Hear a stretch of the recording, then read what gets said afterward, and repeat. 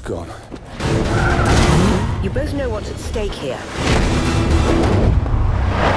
There isn't much road left. Take the bloody shot.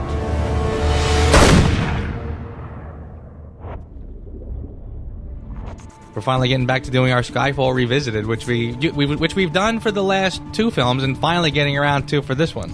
Yeah, I think the Revisited could be kind of interesting because, you have your initial knee-jerk reactions when you see a film, but then, things get a chance to settle, and then you can sort of say, okay, where does this movie end up in the whole spectrum of things? In the whole specter of things. It was funny. I was rewatching it for this podcast. I'm kind of like a film guy. I guess I'm old school that way. Uh-huh. And this Skyfall was filmed completely digital. But I gotta say, digital doesn't have to be an ugly thing because the cinematography in this is really good. It seems now that you can do pretty much anything with digital that you could. Anything. You're right. I think it's like anything else. It's like as long as you have a professional who knows what he's doing, he can make it look good.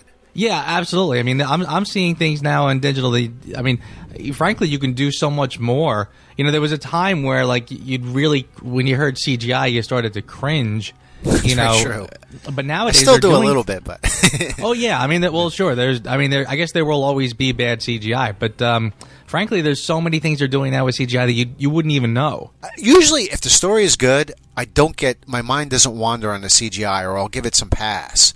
Right. I think when I start to notice CGI, it's when the story's lacking. But Skyfall is actually a good example of like CGI done right, because there's so many things that they did in that film that were really just to sort of amp up some of the art direction and some of the visuals. And I didn't know they were CGIs until later. I saw some behind the scenes stuff, and I just was like, wow, I didn't realize that. Like some of the scenes, they purposely made the Scotland scenes look kind of cold and bleak. And, it's done so well, but I didn't realize that a lot of that was like a lot of the kind of, dead trees in the background that really kind of accentuated that. A lot of that was added in, in post. And I was like, wow, I mean, I never would have even noticed that. And even the scene of Silva, there was the shot of him walking away from the burning down house. I didn't realize, but like he's actually walking away from like a giant kind of just a wall of lights that are sort of lit to be this kind of roughly the same shade as a fire. Is that right? And then they CGI'd the fire behind him, and I was like, wow. I mean, I never would have known that. Like it was so seamless. Yeah, truly amazing. Yeah, no, when it's used like that, it's fantastic. At the end of the day, it's a tool, and I guess it's like anything else. It's like back in the day, you had good back projection and bad back projection, right? Yeah, and so on and so sure. forth. So I guess it's like sort of the same milieu. Yeah, right. The success of this film was quite unprecedented. I mean, I just never saw it for a James Bond film. And I really liked the film, and I thought it deserved the accolades. Mm-hmm. But at the end of the day, I think I personally like Casino Royale better. Yes. If there's one to really go gaga over, that one is the one to do it for. Mm-hmm. It's just, that to me is just like one of the Casino better of the James for me Bond films. is a superior film, mainly because it's I really feel that Casino to me is a true James Bond film. I don't think it's as much as everyone will say, like, well, the style of it was kind of in the Jason Bourne style or the Batman Begins tradition. Yeah, it's got influences, but I think this is at its core a James Bond film. Oh, absolutely. Whereas Skyfall, I feel that there's a lot of different elements happening that are kind of from other films, and doesn't work as well. The film to me really does stack up. I mean, it's absolutely.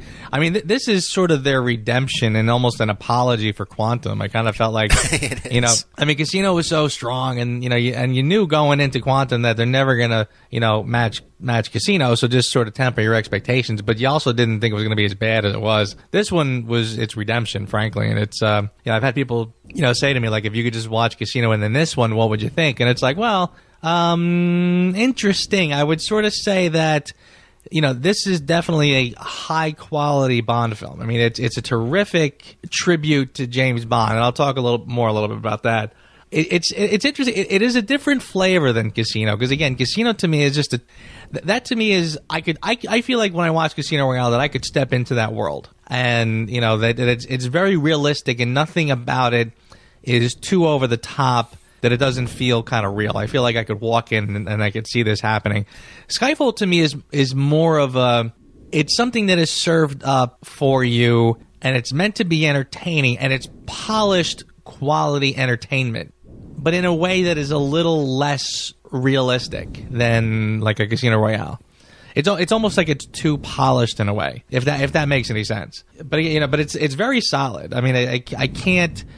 I mean, we can get into the nitty-gritty about the plot and things that are not very realistic. But I mean, it's you can watch this movie over and over and feel that you had a good time with every viewing. I feel like this it definitely stands up over time too. I can watch this one anytime, and I just love it every time. I agree. One of the things I noticed that we're watching it today, they had that line in the movie. Sometimes the old ways are better. If all else fails, sometimes the old ways are the best. And that's sort of a theme that runs through the entire film. When Moneypenny shaves him, with the straight razor. And it sort of plays through the whole thing. Even like with Q, Q's at the museum, and they're talking, and, Q's like saying, Has it I can do more damage on my laptop sitting in my pajamas before my first cup of Earl Grey than you can do in a year in the field. So it's weird, in these movies lately where it's like they have these origin stories, like the Batman series. There's almost some weird parallels to this and the Dark Knight series. Because it's weird. It's kind of like Casino Royale. He's just like, it's like Bond Begins Very in a much way. so. And then all of a sudden it's like Skyfall is like all of a sudden he's tired and old. It's like, whoa, what happened? How did I miss 8 years, And there's also Dark Knight parallels in this, almost like, as far as the Silva character. Yes, very much and so. his like plot and how he wants to get captured on purpose and stuff. That's very much taking a page from the Dark Knight story structure there. The villain's plot is by far the weakest part of this film. So much so that you almost have to just kind of like accept it for what it is, dismiss it, and then get on to watching the film. Because if you spend any time thinking about the villain's plot, right, so it's essentially he's captured just to escape, just to go and of course, lead Bond throughout the underground, the tunnels and everything, to end up in a building in downtown London to break in and just shoot her. Now, anybody would say, okay, listen, if this was the plan, he could have done all that without getting captured and breaking out to go to a building in downtown London to break in and just shoot his way in and shoot her. So there's no point in getting captured and all that stuff. Yeah, I think you could say that he wanted that final look in her eyes. He wanted that conversation that they had, which is a good scene, between him and her in the cell. And he wanted her to know what had happened to him, and he wanted to show his disfigurement and what the cyanide had done to him and those stuff. He wanted her to know that before he killed her. So I think there was like a couple phases for his plan. Part one was that he wanted that meeting with her, and then part two was that then he was going to kill her. And I think he wanted it to be personal, and I think that's why instead of like pushing buttons or whatever, something at a computer where he could have easily done that to her, blown her up somewhere right. or what have you. Yeah, that's true, and I'll even do you one step further. I kind of feel like first of all, to do what you said, if he wanted to see her face to face, see that he could have done what Bond did and just broken into her apartment and been standing there waiting when she walked in the door. Well, because apparently that's real easy to do. Where the hell have you been? Enjoying death. It is much more cinematic the way they actually do it, and that's for sure. But again, if it's kind of telegraphed too much and you can see it coming, then it doesn't work as well. I mean, it was not as original as it should have been. But I'll tell you what my out is. I mean, I do. Here's how I excuse it. I sort of say to myself, well, Silva wanted to beat them at their own game. So to just hunt her down and kill her wouldn't have been enough. He wanted to get captured and break out to say, look, this is how smart I am and this is how good I am. That's a good point. But I think there's also a bit of that ego going on with him. But now they don't eat coconut anymore. Now they only eat rat. It's a marvelous scene. Absolutely. I mean, I love the speech about the rats. It's fantastic. Just to kick it off is awesome. Yeah, I mean, I could just sit there and watch that any day. I mean, of the week. if I was writing a screenplay and I wrote that, I'd be like, wow. I'd be like patting myself on the back. That's a great scene. But then when they go on and they do the back and forth, when he says, what did you score in your thing? He says 70, 50 or something like that, or 40. Right. And I was like, I mean, I love that. What did you score on your marksmanship evaluation? 70. 40. And then he does that thing, and then, talk about M lying to him. He's like, no. Did she tell you the psychologist cleared you for duty? Yes. No. no. And then Yeah, he shows him, it's such a great scene. I just It love is. that. Yeah, I mean, I could watch that over and Yeah. over. I mean, it's And there's again, there's that's also very uncomfortable because I guess they have like the homoerotic overtones, and that Yeah. I watch that every time I watch that I get really uncomfortable, but that's the point of it, exactly. Yeah, because he's so And that was creepy, You want to hear funny? I saw Skyfall on a plane one time, and of all the things they cut out the part of him kind of running his hand up his leg. Oh, really? And I thought that was very interesting that they kind of that somebody found that too offensive to put in, but again, and you're right. It's when you see that in the film, when you see it for the first time, it is very. It takes you by surprise, and you kind of think like at first it's like they didn't have to put that, and why did they bother with that? Come on, we don't need that. But then you realize like it made you uncomfortable, and that was sort of what it was supposed to do. I mean, and that's why the shot is from Bond's angle. Like if he was looking down, that's what he would see. Right. So so they put you in Bond's chair and makes you and gives you that discomfort. That's it. And, You're and it works, you're getting the same vibe that he's getting. Exactly. Yeah. I mean, I think when he's trying to suppress it, and he's trying to one up him. But yeah, right. Exactly. Yeah. Too. And even a lot of people didn't like that line. Like, what makes you think this is my first time? And it's like, well, but that's kind of exactly what he. I would didn't say, like that 'cause at he's not first gonna- either. But I looking back on it, I think he's just he's just messing with him. He's just like Right, Yeah. or saying you can't mess with me. Right. Like you're trying to put one over on me. No, I'll put one over on you, kind of thing. It's Right, like, yeah, I right. mean, it was Bond being. I mean, it was literally. It's again. It's like you it's a don't game need of to wits. Exactly. Yeah. I have to say, yeah, it's fantastic. I think when we start getting into that, when he's captured, I think that's when the movie gets slightly stale. I mean, it's still a wonderful film. But incidentally, too, we were talking about how great Casino Royale is, and I can remember seeing Casino, and I remember watching it with you one time. I think it was like the first night we got it on Blu-ray or whatever, and we watched it, and you had left the room and come back, and you had missed the train scene when Bond first meets Vesper. And you said something like, you're like, oh man, I want to see that scene because that's such a great scene. Oh, it's and we were fantastic. saying like, we used to, we used to would rewind to see the explosions and the action scenes. Right. Now our favorite scenes are the dialogue That's scenes very when true. when they're done well. And Yeah, this reminded me of that. This back and forth with Silva was very much like that. Because if you really break this down, although the movie's fast paced, there isn't a bunch of huge action scenes. I mean, the opening scene is huge. Yeah, that's a big action scene, no doubt. Right. there. But then when you start to break the film down, there's not a lot of big action scenes. Yeah. I mean, one of the things I absolutely love about the Craig era in general is the chases and it's more running chases, hand-to-hand combat. I kind of feel like almost from the entire Moore era and into the Brosnan era, it seemed like every chase was running and getting into a vehicle, and it was a vehicle chase. It was a car chase. Right. It was a boat chase. It was a hovercraft chase. It was always something in vehicles. But the Craig films, you're back to just him running and fighting and stuff, and I like that. So I like that the set pieces are more hand to hand, close quarters fighting sort of stuff, shootouts. It was interesting when I was watching Skyfall last night. They have that when Yes. they're sliding down the escalator. There's almost like a Yeah. callback, just a quick little callback to the free running in Casino Royale. The way Bond Yeah, gets off right. the way he gets off the escalator, because I think Yeah. Silva just kind of dumps himself out, falls on the ground, and gets up and runs away. Whereas Bond does Yeah. it a little more elegant. He does the whole free running thing. Just Right, a little right. taste of it. And it was Yeah, a neat and- little and- callback to Casino Royale, I thought. Yeah, and yeah, it didn't and it was- occur to me until I watched it last night to get that. It was Yeah. No, it's true. And even then, like the running through the thing and then the running and jumping onto the train where you get like the one funny line in the film, the really good funny line when the guy says, he's keen to get home. He's keen to get home. And it's great too, because again, like they say like the Craig films don't have comedy, but there you go. That to me was funny and very appropriate. Right. Incidentally, so what did you think of the, what'd you think of the opening? What'd you think of the pre-titles? I think it's pretty spectacular. I think it's interesting because it sets up the story, and it sets up Bond.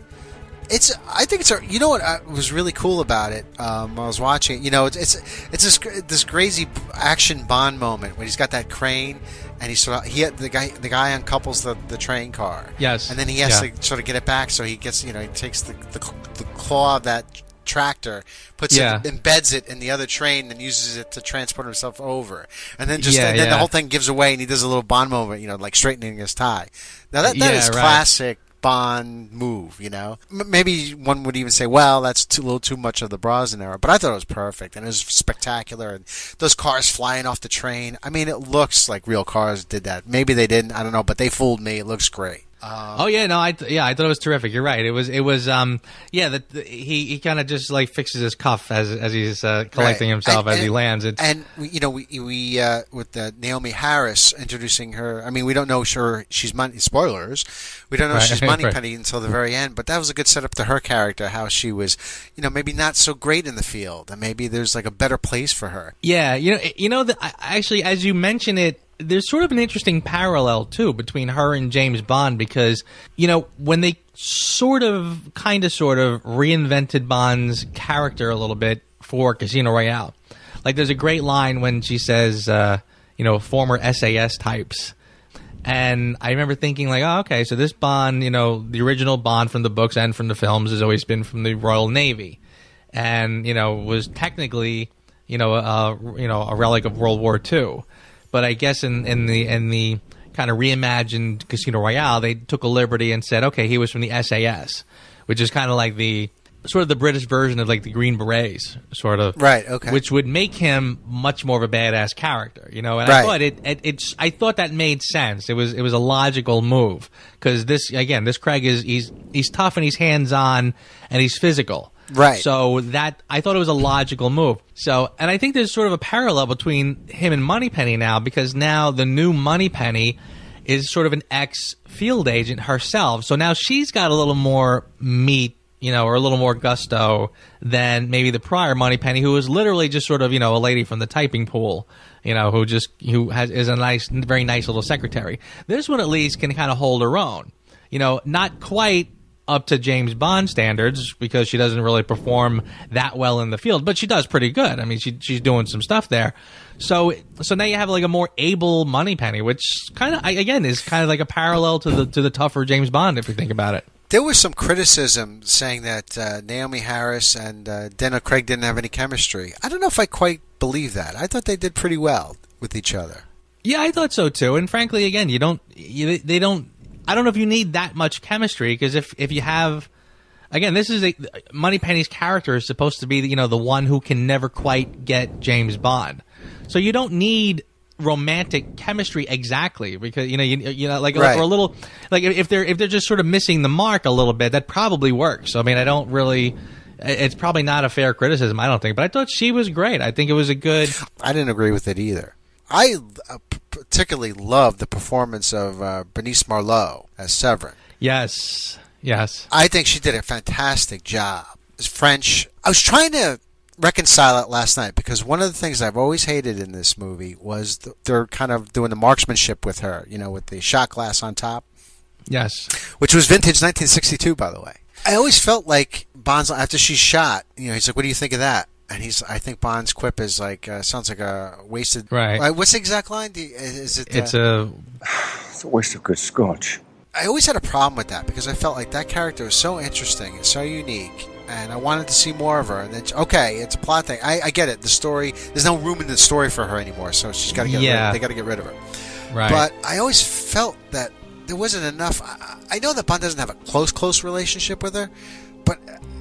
Can I get like 5 seconds of remorse from him? But then I said, well, maybe he's in a tight situation. Maybe he uses the quip as a way to get out of that. He kind of gets their guard down a little bit, like he doesn't care. And then all of a sudden he does those crazy moves, and like all those guys are down except for Silva. Yeah. No, that's a good point, and it's interesting. And I have an answer for that too. I think his quip is very similar to what he says to Silva about how do you know this is my first time? Because really, again. Yeah, I agree with you that the character, I mean, as a viewer, you want to see a character that shows a little bit of remorse. But you got to figure, like, he doesn't want Silva to get under his skin. So he has to say something like, he's not moved. He's unmoved by it. But I get that. I agree. I agree. Maybe we should have let him get under his skin a little bit. Maybe it's time to show a little angry and stuff. I think the way they could have handled it better was like, okay, they come down and they get, that scene where all the helicopters arrive at the island. They pick up Silva, and they should have had it where they're taking Silva away, and then maybe they just, they had just a quick moment with Bond. I'm talking like 10, 15 seconds where he looks at her, and then there's just like this like gritted teeth moment from him. Just something. Yeah. And then on to the next thing. I think that would have been a better way to handle it. Maybe that was there and they decided to cut it for time. I don't know, but yeah, no, it's true. It's interesting too. I'll even do you one better. I've had people say to me that they were very disappointed, not only in Bond's reaction there, but frankly, her character. Again, Bond says that she was in the sex trade since she was 12 or 13. A very tragic character, very and frankly, much so. Yeah, but actually, ripped from the pages of Fleming. Very much so, yeah. I mean, the winged dove kind of thing. I mean, it worked. But again, she's sort of bargaining with Bond. Can you kill him? Like, maybe are you the one that's going to rescue me? And you see her there with the champagne. She's ready to be rescued. And then Bond kind of joins her in the shower. Now, I've had people say to me, that was like an unwritten contract. Like, here, all she has to bargain with is her body. And, Bond takes it almost as payment, since we've established that that's what she does. And therefore, Bond is kind of obligated to her. So Bond fails on his end of the bargain and doesn't show much remorse about it. So that even compounds on what you're saying about his lack of remorse. So, like, if I asked you who the Bond girl of this film is, what would you say? That's a tough one, yeah. I think it's kind of split between Naomi Harris and Bernice Marlowe. But there's, and you know what? I'm forgetting. You know what? I fell totally into your trap because it's actually the one here. It's M. That's what it is. Exactly. Right. That's right. That was exactly what I was leading up to. Right. I mean, again, it's funny because the films have pretty much since License to Kill, you sort of get two Bond girls in every film. Yes, one's a sacrificial lamb, and then the other's like the main girl. Exactly, right. And the Craig films have all led up to this. So, I mean, if you think about it, really, Bernice Marlowe is the sacrificial lamb, and frankly, M is the Bond girl. I mean, for all intents and purposes, I mean, she technically is the Bond girl. You're right. And you're right about them messing with the formula, so much so. See, another interesting uniqueness, or not unique anymore, the funny thing about the Craig films is that there's two strange characteristics that seem present in every Craig film. One, he never gets the girl. And two, he still has yet to actually succeed in a mission. If you think about it, all of his missions so far have really been pretty unsuccessful. It makes you wonder. It's funny, again, Skyfall kind of led us, the end scene with Skyfall and M in the classic M office. It really does set you up that the next film, that we're going to get a gun barrel and Bond is finally going to get called into M's office and get sent off on a mission, and we'll get a classic Bond. Right. No, we're not going to get that. We're going to get, like you said, Bond off the reservation again. And, we got to say, I guess that the big thing about this movie is it's Judi Dench's swan song as M. Yes, and again, it kind of goes to what I said before about him not really succeeding in any missions. Again, M is done away in this one, which that's it's something. Like he wins a battle but loses the war. It seems. Yeah, right. It's a good way to put it. I have to give the film credit because, again, I heard rumors going in that this was Judi Dench's last film, that they're going to kill her off. And again, I try to avoid spoilers, but stuff you just can't avoid some. Right. Where I have to give them credit was when the scene was coming up with the hearing. When she started quoting poetry, I just thought, "Oh, geez, here it comes." I said, "She's gonna buy it right here." But then when she didn't, I was taken by surprise. So I kind of was like, "All right, score one for Skyfall." I said, I thought I knew what was coming, and something else happened. And then later in the film, because I was so convinced now that I was wrong and they didn't kill her off, that when she actually did get killed in the finale, I was surprised again. So I was like, all right, you know what? Okay, they got me twice, so good for them. Having said that, though, I also do feel that the finale is a little weak. I almost get the impression that they filmed that kind of last minute and on a closed set because they didn't want the secret to get out. That's just possible. Sort of almost feels tacked on, like it's just the three of them, or the four of them, because Kincaid is there too. The four of them in the little church, and nothing's really happening, and just kind of a knife in the back, and he's dead. Just a side note here, but I get distracted by Kincaid because I love Albert Finney. I think he's a great actor, but I keep imagining it as Sean Connery. I guess I got to get past that whole like Lazenby thing where like I'm like, oh, if only Connery had done it. I got to get past it and just accept it as Albert Finney. Welcome to the new MI6. I'm your quartermaster. You must be joking. Author PPKS 9mm short. It's been coded to your palm print, so only you can fire it. Less of a random killing machine, more of a personal statement. One of the things I love about this film, too, and I kind of mentioned it earlier, it's a love letter to James Bond, not just as a character, but I really feel that there's an effort in this film to sort of highlight the idea that James Bond is still relevant, not just the character, not just MI6, but the whole idea of Bond in general. That's very true. And that's sort of they sort of hit that home at the hearing. Yeah, like it's like you start to realize, like, I don't think they're just talking about MI6. Like, this is not just a little plot point. This is really kind of an homage to Bond himself, a tribute to James Bond and the whole, the legacy of James Bond, frankly, and why we still need Bond as an action hero or a film. I definitely think there's some elements of just Britain standing in the world and does Britain matter? Because I mean, of course, Britain misses her empire and kind of running things for a long, long time. Again, this is a very British film. I mean, again, you have the mention of Churchill. You have the bulldog draped with the Union Jack, standing guard. And her poem, frankly, it's a British poet talking about vigilance. I mean, and frankly, I think there is an element to that this is kind of about how Britain fits into the larger scheme of world affairs now.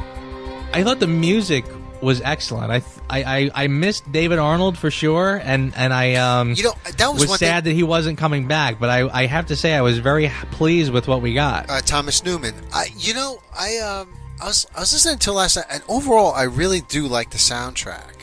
But if push comes to shove, I think I got to go with David Arnold as far as contemporary composers. Yeah, for Bond, I think he's still my favorite, especially what he did with Casino Royale and Quantum. Oh yeah, yeah. I mean, I'm a huge Arnold fan. We talked about this in our when at the end of Skyfall, when they needed the James Bond theme, they pinched the Arnold version of it. Right. Yeah. Very true. Yeah. I was disappointed. It's one of those things now that I've seen the movie and I know it, I have to admit I'd be hard pressed to. I almost can't imagine Skyfall without Newman's score. It would be. I'm not saying that Arnold wouldn't have done as good a job. He would, absolutely. It's just that I feel like now I identify Newman's score with this film so much I can't even imagine it differently. I get to give him kudos for using the title song in there and a couple parts of the film. Yeah. Again, he's not like an Eric Serra who was just allergic to the James Bond score. No, very true. Yeah. I mean, he used it in spots where it was very useful, and I thought he did a spectacular job. I really have no complaints about the music. It was, again, it's fun. Not what I expected, but. We should talk about Adele's title song. We kind of covered title songs in one of our last podcasts there. Yeah. But I think maybe we should just touch it briefly here. Because I watched the main title sequence the other night, and boy, I thought it was a really good one. I like the way her song works with the visuals. It's a really good title sequence. I'm glad you mentioned the titles too, because I remember when we first talked about this, I remember saying this was not one of my favorite Kleinman efforts. I kind of like the way it's a point of view almost main titles where it keeps going forward, which is kind of interesting. It stops every now and then, but for the most part, the camera just keeps moving forward to different images, which is really interesting. It is. Yeah, I remember originally I thought the title sequence was really busy, and I kind of was a little put off by it because of that. But you know what? I think I was too initial. I wasn't like that was a slam dunk when I first saw it. That's for sure. Yeah, I like the song and everything, but yeah. Yeah, but I think that after having some time with it, I kind of feel like that kind of works in its favor, because now I've seen it a bunch of times and it hasn't gotten boring, frankly. Like a lot of that's a great thing about it. Like when you initially saw it, it was too busy, but now there's so many delicious things in the corners even that you can really enjoy it almost every time you see it. There's you notice more and more. A little bit to the teaser. There's after Bond gets shot.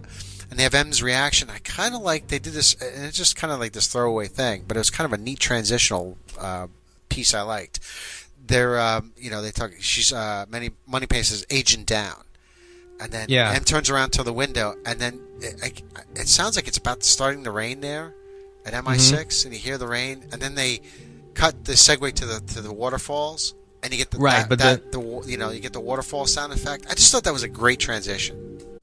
One of the things that always kind of rubs me funny is the fact that, when Bond is chasing Patrice in the beginning and he takes the shrapnel in the shoulder, and it's kind of, and it's sort of his Achilles heel throughout the film.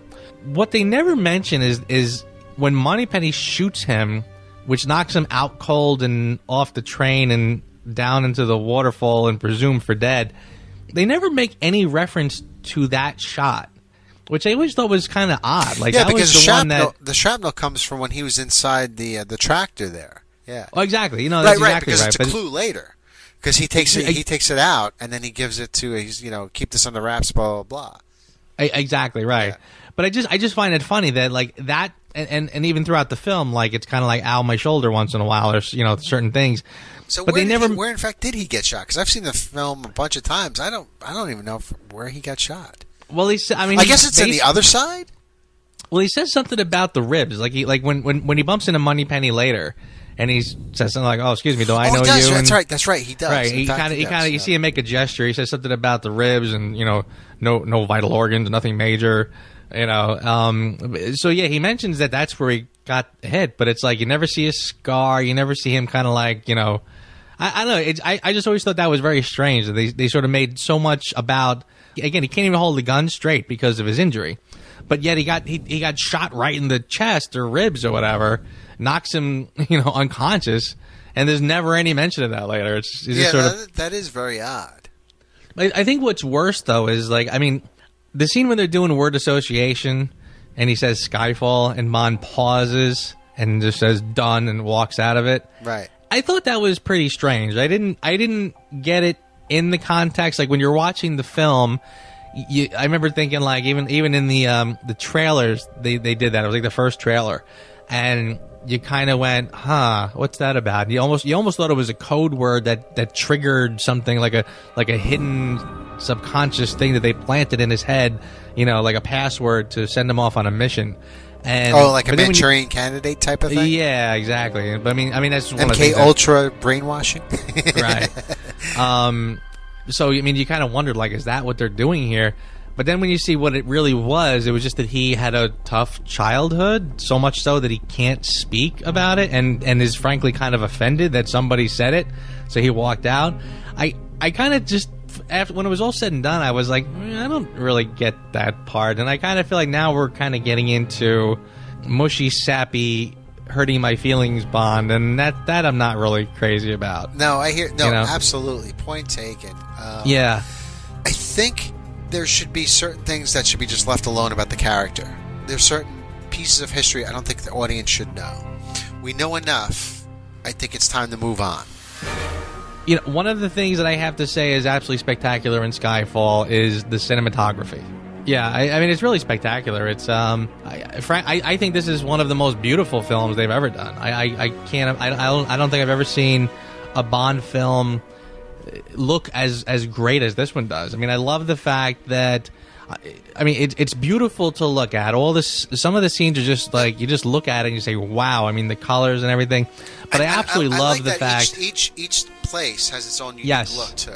Absolutely. Everyone gets its own look and tone, and it's really amazing. I mean, the China scenes look one way, and they don't all look right. The fact that they all look distinct yet have their own really good, beautiful look. I mean, it's the Macau scenes are different than the China scenes, but both beautiful.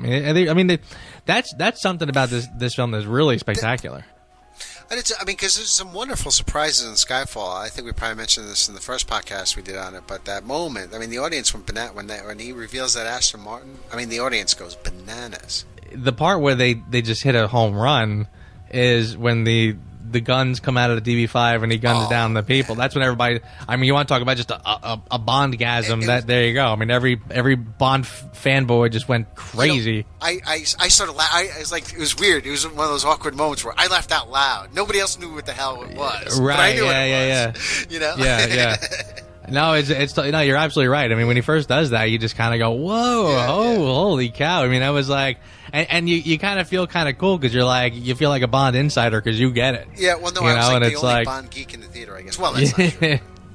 Yeah, no, it's really cool. No, it's true. It's pretty. It was a really great scene, and again, it does bring up the continuity questions, and it's kind of like, so all right, what does this mean now? But at the end of the day, it's one of those where, you know what. I don't know, you don't know, and they don't know. It was just there, and you can either nitpick it or you just enjoy it for what it is. And you got to do the latter. It's so wonderful. Yeah, exactly. Yeah, you have to. Some men are coming to kill us. We're going to kill them first. Then we'd better get ready. So, what do you think about the finale, the big finale at Skyfall Manor? How did that grab you? I'm glad you brought this up now because I was thinking about this. Maybe I'm overthinking it, but I started thinking about the parallels to like Resurrection.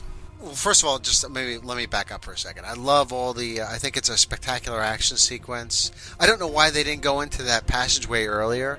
Right. I think we joked around last time about the whole setup for Waiting for Silva. It's kind of like a Home Alone thing, a little bit. All right, yeah. But you know what? It works. So we're gonna leave that alone. But. I really like that. I think it's a good action sequence. I think it's well done and well photographed and so forth, and very exciting. I like the helicopter and the boom boom song playing. Yeah, that was a pretty cool scene. There's also there's kind of an interesting thing when the Aston Martin is killed. It was destroyed rather. Yeah, right. And there's then the music comes up and it's like the vengeance for that. It's kind of right. The whole place. Yeah, like Bond's expression when the car blows up, it's like, duh, now he's not, now I'm mad. Yeah, and then the music gets really dramatic. It's Yes, yeah, very well done. And again, we talked about the music, but again, this guy wasn't shy of using the Bond score, the Bond theme at the right moments, and boom, I thought he really. But there's a weird resurrection thing here, and you could argue, well. I know we've been saying, well, now he's Bond. Well, each film. Well, now he's James Bond. At the end of Casino Royale, when the music comes up, well, he's Bond at that moment. No, it's in Quantum when he, the very last shot in Quantum. Now he's James Bond. Well, you could argue that in Skyfall the same thing happens. There's when he falls through the ice and he's fighting that guy underneath the ice, and then Silver goes to the church, figures, well, that's the end of him. Yeah. And Bond's able to retrieve a flare gun from that guy, or a flare. And he shoots it up into the ice, and it goes up, and it explodes into like a big blinding light. Yes, it almost is like a resurrection in a way, because he's going down there, he's going to come up and rise again. Yeah, that's a good. I like that. It didn't strike me until I watched it this last time. Maybe it's very obvious to other people that have seen it. Hey, I got that the first time, but I'm a little slow, so. Yeah, well, I mean, you do sort of have to wonder, was it intentional? But regardless, sure I mean, it definitely works. I mean, like this descent into hell, and then like Dante going down into hell, and then rising up again. No, that was it was pretty cool. I love that whole scene. But it's like a sacrifice too. It's like she sacrifices. She has to die for him. It's really it's an odd thing. It's not completely, yeah. And then what did you think of that whole sequence at Skyfall? Yeah, no, it's very different. Again, we talked about kind of monkeying with the formula. Again, here's another big change in the formula, which, usually Bond's going to the villain's lair to take him out on his turf. He's more proactive than I guess you could say he's reactive here instead of proactive. I don't know. I suppose. This time you got the villain coming to Bond and to Bond's home and to Bond's turf. That's right. So it's a very different dynamic. It's interesting.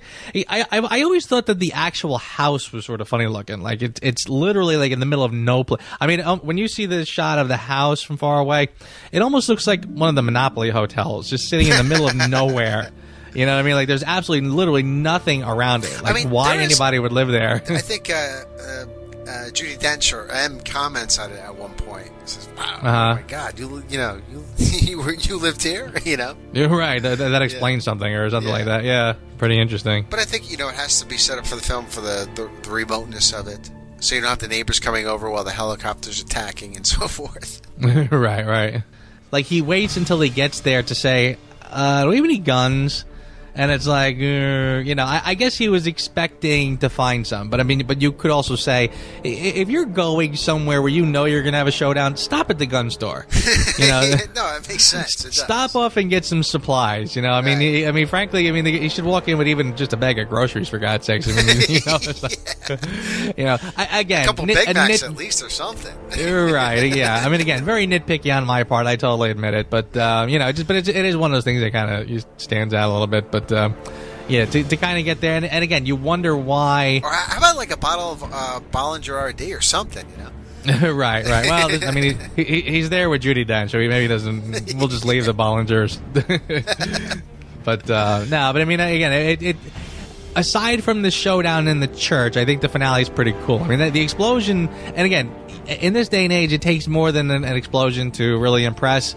But when the helicopter goes into the house and you get that explosion, that big gigantic explosion, that's pretty cool. It seems really huge. It does. It does. It just seems sort of gigantic. Like you kind of feel like you're there and it's kind of happening around you. It's really well done. Bigger explosions than say a Michael Bay film, but they're done so quickly, and then they're on to the next thing that it doesn't seem that big. Right, it's the context. Right, again, you can have Transformers fighting and blowing up and all kinds of stuff, and buildings falling down, and who cares?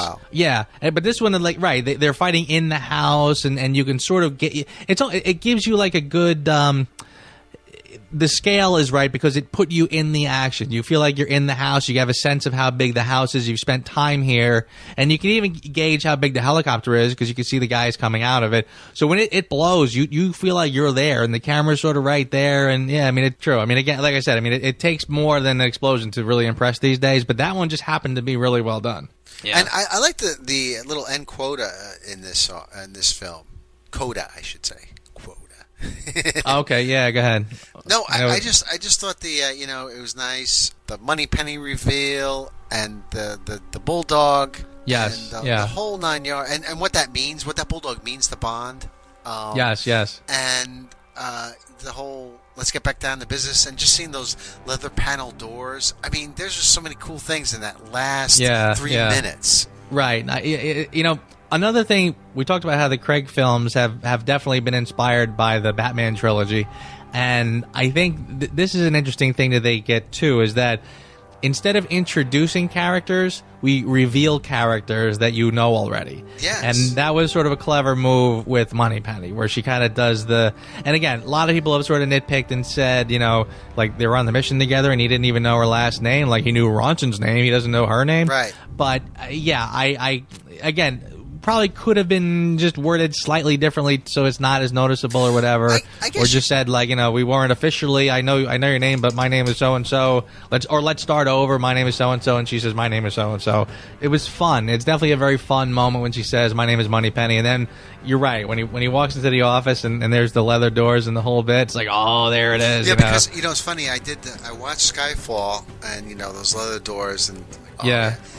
Well, that was why that scene was just so satisfying. As soon as you walked in and closed, you were like, it was almost like, wow, are they really going to do this? And you saw leather doors, you're like, no way. And then you see the rest of the office, and you're like, oh, wow, that is cool. So that was that was a really satisfying ending. That's why if they go here and they go, well, not quite yet. If they do that once again, that's going to be disappointing. My overall opinion of Skyfall, I think, now that I've... Yeah, just roughly, on your scale of all the Bond movies, where does it land? It's kind of just shy of...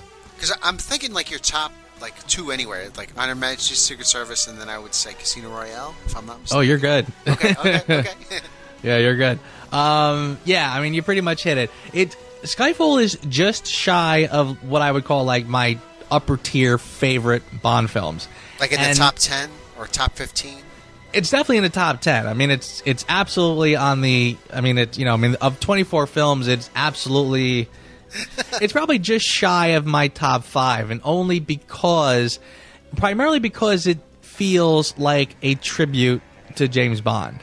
And it feels like a conscious decision. I remember, like, GoldenEye for me, I don't love GoldenEye as much as a lot of people do because I feel there's sort of a hands-off, everything is kind of at arm's length because it's so busy paying tribute to Bond. It doesn't take any chances and doesn't really get in and get its hands dirty. In other words, you think it's so in awe of history that it's not making history in a weird way.